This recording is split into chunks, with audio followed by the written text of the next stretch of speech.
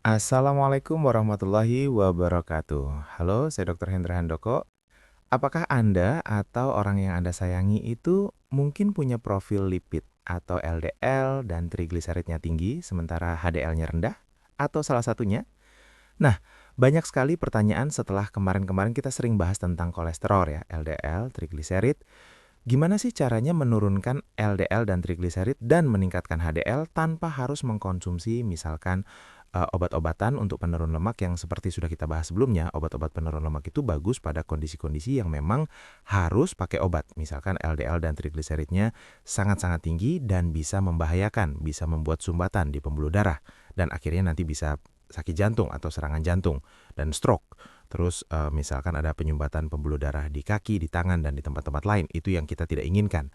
Nah, tapi kalau LDL dan trigliseridnya itu tinggi tapi tidak mengkhawatirkan atau tidak terlalu beresiko, misalkan kita nggak pernah serangan jantung, nggak pernah stroke, ya masih sehat ya, tapi LDL trigliserid agak naik nih, atau HDL-nya terlalu rendah nih.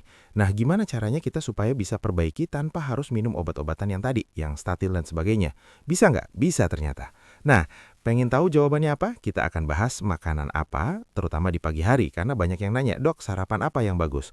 Dan kebanyakan orang itu karena salah sarapan itu, akhirnya membuat profil lipidnya jadi kurang bagus ya, maksudnya LDL-nya tinggi, trigliserid tinggi, HDL-nya rendah. Nah, kita akan bahas makan apa yang harus dimakan, kemudian apa yang harus dihindari, dan minuman apa yang bisa membantu menurunkan kolesterol. Kita akan bahas sampai tuntas, jangan di-skip, simak sampai selesai. Kalau udah siap, ayo kita mulai. Nah, sebelum kita bahas makan apa, kita harus bahas dulu kenapa harus menurunkan kolesterol. Tadi, kolesterol yang tinggi itu bisa meningkatkan risiko penyumbatan. Penyumbatan yang di jantung bisa serangan jantung, di kepala atau di otak bisa jadi stroke. Kalau di kaki, ya bisa kakinya bisa penyumbatan dan seterusnya dan seterusnya. Kalau terlalu tinggi memang sebaiknya memang dibantu dengan obat karena obat itu akan cepat menurunkan tadi resikonya. Nah, tapi kalau naik tapi tidak terlalu tinggi dan kita juga tidak punya resiko yang berat, misalkan nggak pernah serangan jantung, nggak pernah stroke, tidak diabetes gitu ya, kita memang bisa dilakukan intervensi tanpa obat dan itu memang pilihan yang terbaik sebenarnya. Karena dengan pola makan sehat kita bisa menurunkan kolesterol yang tadi trigliserid dan LDL dan bisa meningkatkan kolesterol yang baik atau HDL. Nah, prinsip dasarnya untuk menurunkan kolesterol lewat makanan adalah satu, meningkatkan asupan serat, terutama serat yang larut, meningkatkan lemak HDL atau lemak sehat gitu ya, lemak-lemak yang bagus, dan meningkatkan antioksidan untuk mencegah penyumbatan, mencegah peradangan dan seterusnya. Hindari lemak jenuh karena lemak jenuh itu walaupun tidak secara langsung meningkatkan LDL dan trigliserid, itu bisa meningkatkan peradangan dan kalau peradangannya naik, itu bisa meningkatkan kemungkinan untuk penyumbatan pembuluh darah. Dan dari minyak-minyak trans itu kayak gorengan dan sebagainya, itu bisa menyebabkan peradangan. Dan hindari juga gula yang berlebihan dan apalagi kalau gula tambahan, terutama di pagi hari. Kenapa? Karena gula selain bikin peradangan, gula juga yang berlebihan di darah itu akan membuat insulinnya meningkat dan lama-lama resistensi insulin. Resistensi insulin bisa jadi diabetes, diabetes bisa jadi penyumbatan pembuluh darah dan seterusnya. Dan juga resistensi insulin itu meningkatkan LDL dan trigliserid dan menurunkan HDL. Nah, itulah kenapa apa kaitannya gula sama kolesterol sangat-sangat erat gitu. Jadi kita harus jelas dulu gitu ya. Nah, sekarang makanan apa nih yang bagus ya? Banyak pertanyaan, dok makanan apa yang bagus? Yang pertama tadi, prinsipnya meningkatkan serat dulu. Jadi oatmeal itu bagus karena tinggi akan serat larut, isinya beta-glukan, bisa menyerap kolesterol di usus. Jadi tidak menurunkan kolesterol yang ada di darah, tapi mencegah supaya kolesterol yang kita makan tidak masuk ke dalam darah. Nah, pastikan oatmeal kita ini oatmeal yang tanpa gula. Sekarang ada banyak oatmeal di pasaran, ada yang instan, ada yang harus dimasak dulu. Nah, sebisa mungkin pilihlah yang memang raw, yang memang harus kita masak dulu, bukan yang instan. Yang instan yang dikasih air panas doang. Karena yang instan itu sebagian besar, saya tidak bilang semua brand seperti itu, tapi sebagian besar itu mengandung gula yang cukup tinggi. Jadi kita kolesterolnya turun, tapi gulanya naik. Nah, jangan sampai begitu. Karena gula yang tinggi juga bisa menyebabkan nanti LDL sama trigliseridnya naik. Nah, berikutnya adalah buah-buahan. Selama Anda tidak diabetes atau belum diabetes, buah-buahan itu semua boleh.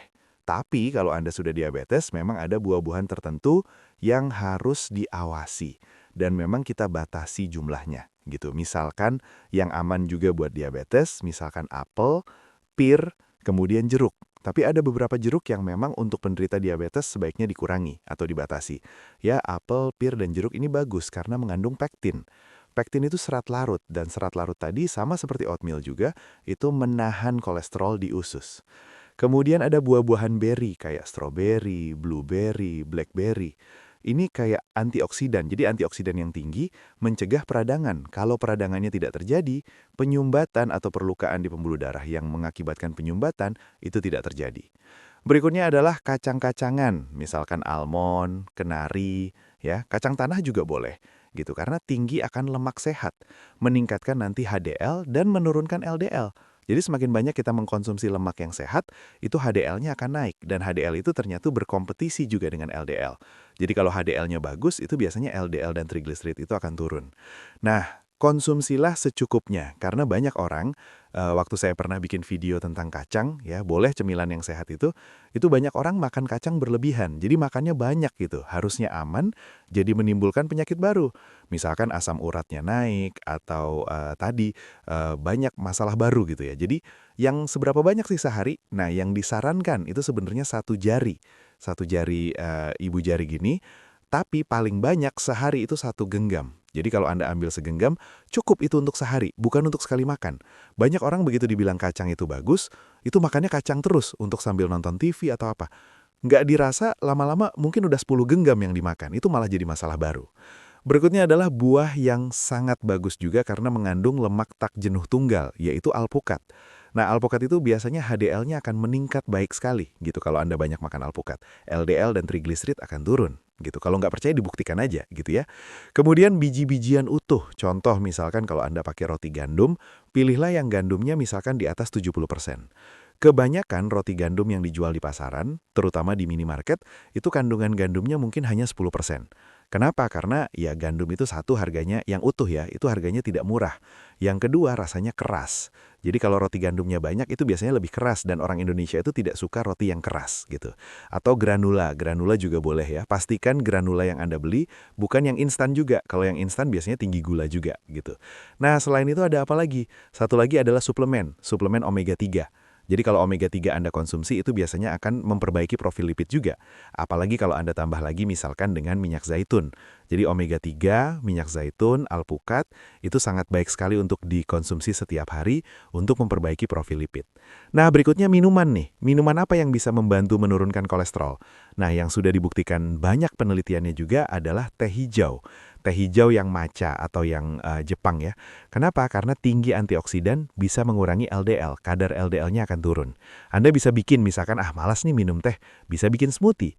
Jadi Anda pakai bayam, pisang, alpukat ya, terus susu yang susu almond atau susu sapi juga boleh kalau Anda tidak punya alergi susu gitu ya. Usahakan tanpa gula. Terus Anda minum. Jadi selain teh hijau ada juga smoothie hijau yang bisa membantu menurunkan kolesterol. Yaitu tadi campurannya bayam, pisang, alpukat ya, kemudian susu. Nah itu bagus ya untuk menurunkan kolesterol. Nah sekarang apa yang harus dihindari? Nah ternyata dari banyak penelitian, makanan apa yang bisa meningkatkan LDL trigliserid, ya ternyata sebagian besar bukan yang kita bayangkan.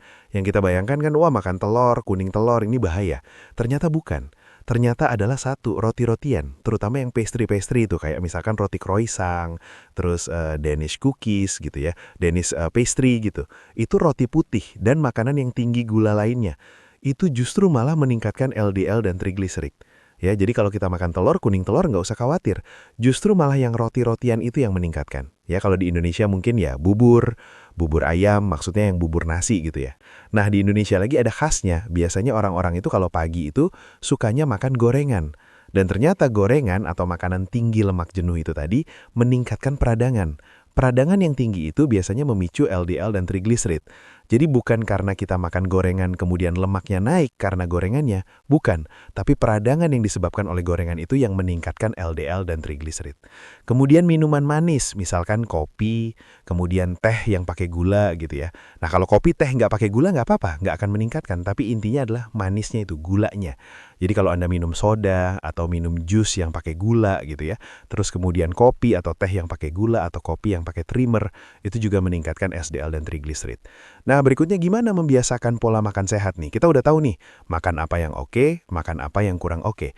Nah, berikutnya adalah begitu sudah tahu, kita harus praktek, dibiasakan. Jadi siapin sarapan dari malam sebelumnya untuk menghemat waktu. Jadi nggak perlu menu barangnya udah kita siapin, nggak perlu, tapi menunya atau kita niatnya besok mau makan apa kita mikir dari malam sebelumnya. Soalnya kalau kita tidak rencanakan, biasanya yang spontan-spontan itu yang kita ambil atau yang bisa kita pilih itu kebanyakan adalah yang seharusnya kita hindari. Jadi tentukan menunya dari malam sebelumnya supaya kita tidak milih yang salah.